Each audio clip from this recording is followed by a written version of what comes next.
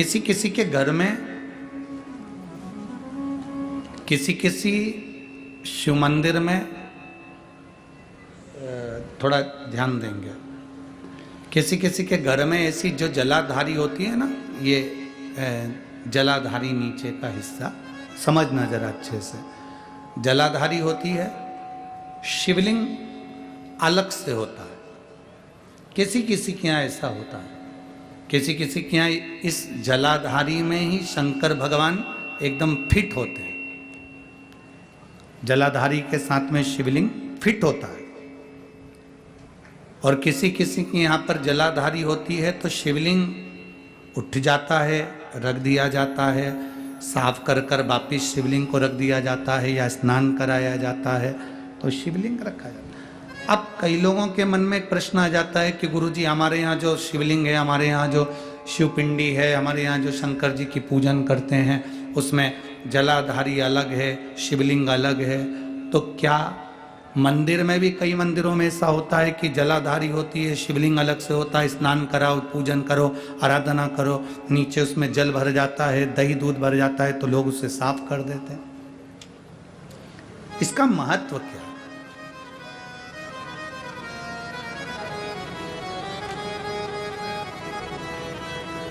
पहले तो अच्छे से समझ लो उसको।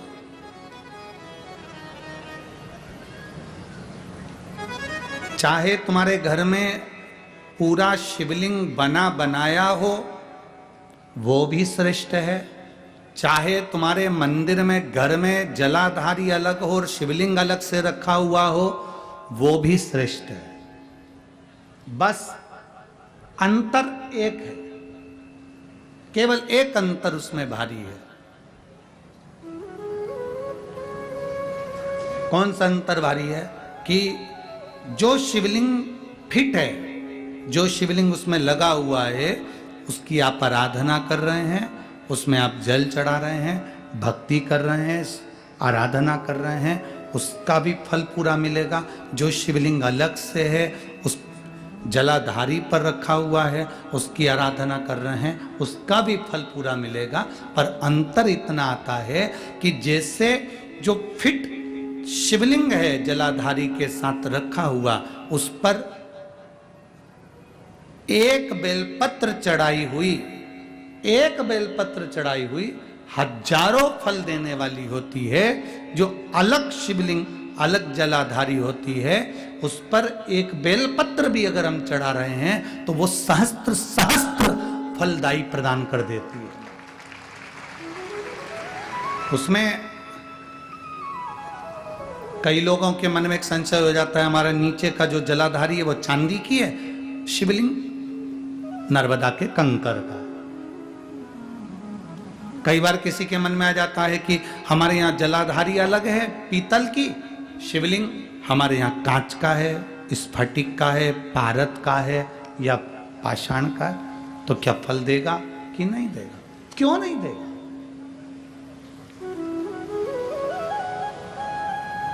अब आपसे पूछते हैं, गंगा जी के जल को गंगाली जानते हैं आप लोग? ये सब गंगा भर के लाते हैं ना, वो पेक रहती है, उसमें सील लगी रहती है, होती है, क्या बोलते हैं इसको यहाँ पर?